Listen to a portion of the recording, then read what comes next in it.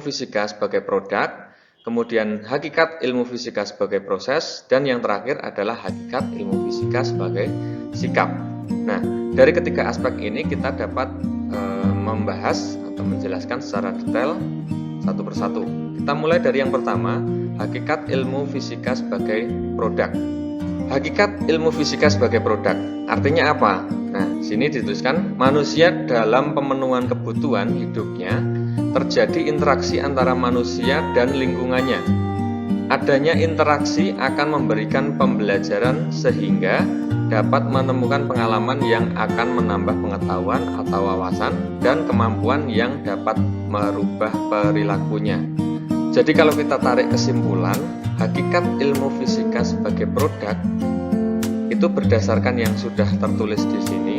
Jadi ketika kita melakukan sesuatu untuk pemenuhan kebutuhan hidup kita, itu pastinya tidak terlepas dari proses pembelajaran. Nah, dari pengalaman-pengalaman yang ada tersebut, maka kita mendapatkan ilmu-ilmu yang ada. Jadi ketika kita melakukan suatu aktivitas, maka secara tidak langsung kita itu dapat melihat ciri-ciri atau gejala alam yang timbul dari apa yang telah kita lakukan tadi.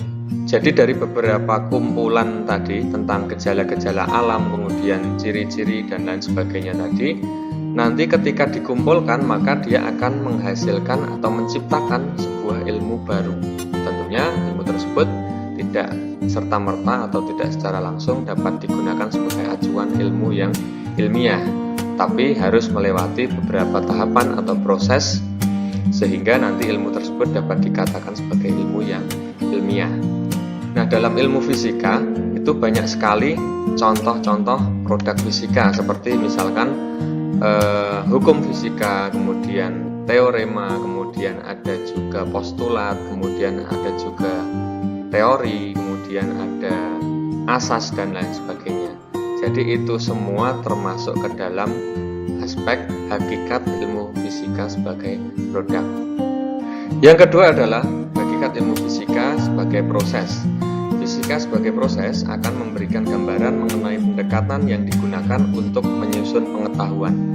Jadi untuk aspek yang kedua ini juga sangat berkaitan dengan hakikat ilmu fisika sebagai produk tadi yang pertama. Artinya apa? Ketika kita belajar mengenai teori fisika, kemudian hukum fisika, asas fisika, atau rumus-rumus fisika, itu semuanya tidak terlepas dari suatu proses. Jadi proses untuk mendapatkan rumus tersebut. Sebagai contoh, pada kasus benda yang jatuh, mungkin adik-adik sekalian pernah membaca di buku fisika atau di berbagai sumber yang lainnya. Di situ dituliskan untuk mencari kecepatan benda yang jatuh itu adalah V sama dengan akar 2GH. Nah, tentunya untuk mendapatkan rumus atau formula V sama dengan akar 2GH tersebut, itu tidak hanya langsung kita mengatakan, oh benda jatuh itu kecepatannya adalah V sama dengan akar 2GH, tidak. Jadi untuk mendapatkan rumus tersebut, V sama dengan akar 2GH, itu tentunya telah melalui berbagai tahapan dan proses yang sangat panjang. Tentunya juga harus ilmiah. Selanjutnya yang ketiga, hakikat ilmu fisika sebagai sikap adalah keingintahuan manusia dengan melakukan kegiatan kreatif melalui pengamatan, pengukuran, penyelidikan, dan percobaan untuk mendapatkan hasil atau tujuan. Jadi dari tiga aspek hakikat ilmu fisika tadi, fisika sebagai produk, kemudian fisika sebagai proses, dan fisika sebagai sikap, itu memang merupakan satu kesatuan yang berkaitan. Nah, untuk yang aspek ketiga ini, sikap. Jadi kalau kita kaitkan dengan yang dua di awal tadi, artinya apa? Dalam mendapatkan produk-produk fisika tentunya tadi harus melewati tahapan atau proses-proses yang ilmiah. Nah, yang tidak kalah penting di sini harus juga didukung dengan sikap-sikap ilmiah. Nah, jadi dalam menghasilkan produk itu tidak boleh kita hanya langsung asal-asalan atau istilah Jawa sak geleme dhewe. Jadi harus juga didukung dengan sikap-sikap ilmiah. Di antaranya misalkan kita harus disiplin, kemudian kita tidak boleh memanipulasi data, kemudian juga kita harus jujur, bertanggung jawab, dan lain sebagainya, sehingga nanti diperoleh produk-produk fisika yang ilmiah dan dapat digunakan oleh semua orang dalam pembelajaran fisika. Selanjutnya, metode ilmiah. Nah, metode ilmiah itu artinya apa? Metode ilmiah adalah suatu cara atau cara-cara tertentu, tentunya harus terstruktur dan terkontrol. Nah, untuk metode ilmiah ini ada 4 syarat yang harus dipenuhinya. Syarat yang pertama adalah objektif. Artinya apa? Objektif ini jadi dalam metode ilmiah harus sesuai dengan objek yang akan diteliti. Jadi tidak berseberangan, atau istilah Jawanya adalah ngalor ngidul. Jadi harus sesuai. Kemudian syarat yang kedua adalah metodik. Artinya untuk mendapatkan suatu ilmu yang ilmiah atau penelitian yang ilmiah itu harus dengan cara-cara yang terstruktur dan terkontrol, seperti yang sudah saya sampaikan di awal tadi. Kemudian syarat yang ketiga adalah sistematik. Artinya dalam penelitian yang ilmiah itu harus dilakukan dengan sistematis, yaitu menggabungkan atau mengaitkan dari beberapa ilmu yang sudah ada menjadi satu kesatuan ilmu yang baru, tentunya harus bersifat ilmiah. Dan yang terakhir adalah general atau umum. Jadi hasil dari penelitian ilmiah itu harus dapat diterima oleh semua orang. Jadi dari berbagai kalangan harus dapat menerima ilmu tersebut. Kemudian tahapan dalam metode ilmiah atau penelitian ilmiah itu terdapat kurang lebih ada 7 aspek. Yang pertama adalah melakukan observasi atau pengamatan. Jadi sebelum kita melakukan penelitian ilmiah itu harus melakukan kegiatan observasi terlebih dahulu. Kemudian yang kedua adalah merumuskan masalah. Nah, masalahnya apa? Kenapa kita melakukan penelitian tersebut? Dan lain sebagainya. Kemudian yang ketiga adalah mengumpulkan data dari berbagai sumber. Nah, ini juga sangat penting. Artinya, ketika kita sudah merumuskan masalahnya apa dalam suatu penelitian, maka harus didukung dengan data-data yang sudah ada dari berbagai sumber tentunya. Jadi, nanti dari data-data yang sudah ada tersebut digunakan sebagai acuan dalam penelitian kita. Kemudian yang keempat itu adalah membuat hipotesis atau dugaan sementara. Nah, ini juga sangat penting. Jadi kita harus memiliki rasa penasaran yang sangat tinggi. Misalkan sebagai contoh seperti ini, apakah handphone itu berpengaruh bagus atau berpengaruh buruk terhadap kegiatan pembelajaran siswa? Nah, misalkan hipotesis kita adalah handphone memiliki pengaruh yang buruk terhadap pembelajaran siswa. Artinya ketika siswa terlalu banyak memainkan handphonenya, maka semangat belajarnya akan turun. Nah, seperti itu contoh dari hipotesis.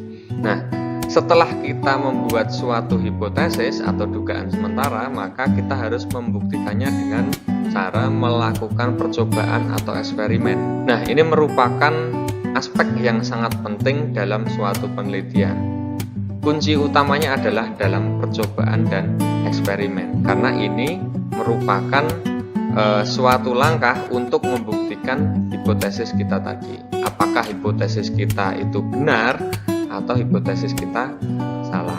Nah, setelah melakukan eksperimen ya atau percobaan, maka data atau hasil dari eksperimen tersebut harus kita analisis, harus kita olah. Baik itu analisis secara kuantitatif atau analisis secara kualitatif. Analisis secara kuantitatif artinya analisisnya bahasa mudahnya adalah analisis dengan perhitungan angka-angka.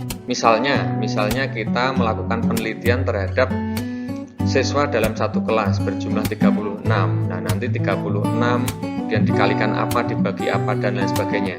Intinya dengan perhitungan angka-angka, nanti didapat hasil berapa persen, dan lain sebagainya. Kemudian untuk analisis secara kualitatif itu kita cenderung untuk memaparkan secara kata-kata, deskripsi. Misalkan, oh ternyata handphone atau gadget itu berpengaruh baik terhadap pembelajaran siswa, dan lain sebagainya. Dan yang terakhir adalah penarikan kesimpulan. Nah, ini tadi setelah hasil dari percobaan tadi diolah, kemudian didapat hasil yang final ya, hasil akhirnya apa, maka kita dapat menarik kesimpulan tadi. Kesimpulan ini nanti menjawab dari hipotesis kita atau menjawab dari permasalahan yang ada tadi ya. Jadi penelitian yang telah kita lakukan tadi kesimpulannya apa. Nah, itu nanti dapat dijadikan sebagai ilmu yang baru. Tentunya harus bersifat ilmiah. Selanjutnya, peran ilmu fisika dalam kehidupan. Nah, di sini saya tuliskan kurang lebih ada 5. Yang pertama, pembangkit listrik, kemudian kereta super cepat maglev dengan aplikasi superkonduktor ya. Kemudian yang ketiga, perkembangan gadget seperti handphone, laptop, tablet dan lain sebagainya, ultrasonografi, MRI dan lain sebagainya, pesawat ulang-alik dan lain sebagainya. Nah, selain yang saya tuliskan 5 ini, tentunya masih banyak di luar sana peran ilmu fisika dalam kehidupan. Nanti adik-adik sekalian dapat mencari dari berbagai sumber. Silahkan budayakan membaca untuk mendapatkan ilmu-ilmu yang baru. Ini hanya sebagai contoh. Nah, topik selanjutnya adalah keselamatan kerja di laboratorium. Nah, ketika kita belajar fisika itu tentunya tidak terlepas dari yang namanya laboratorium, tempat yang akan kita gunakan nanti untuk kegiatan eksperimen atau percobaan atau praktikum ya. Nah, dalam kegiatan praktikum di laboratorium tentunya adik-adik sekalian tidak terlepas dari beberapa aturan yang mengikat. Nah, di sini saya sampaikan ada 7 alat keselamatan. Yang pertama jas laboratorium, kemudian sarung tangan tahan panas, kemudian kacamata pelindung dan lain sebagainya. Kemudian untuk aturan keselamatannya ya, saya contohkan ada 6 aspek. Yang pertama, baca petunjuk kegiatan dengan cermat. Kemudian yang kedua, selalu siapkan alat keselamatan kerja dan seterusnya. Kemudian yang ketiga, itu simbol dan logo bahaya. Nah, adik-adik sekalian ketika di laboratorium itu juga harus memahami simbol-simbol yang ada. Misalkan di sini ada gambar api. Nah, gambar api itu, simbol api itu artinya apa? Itu adik-adik sekalian harus tahu. Nah, dari aspek-aspek yang ada ini tentunya bertujuan atau memiliki maksud untuk apa? Supaya dalam kegiatan eksperimen di laboratorium nanti dapat terhindar dari hal-hal yang tidak diinginkan. Itu nanti adik-adik sekalian dapat belajar dari sumber yang lainnya ya. Silahkan dibaca, banyak sekali. Selain di video ini nanti juga akan saya share materi yang sifatnya tertulis. Oke adik-adik sekalian, itu tadi penyampaian materi ya terkait dengan hakikat ilmu fisika dan prosedur keselamatan kerja di laboratorium. Mungkin untuk video pembahasannya saya cukupkan sekian. Tetap semangat belajar ya, patuhi protokol kesehatan yang ada. Saya akhiri. Assalamualaikum warahmatullahi wabarakatuh.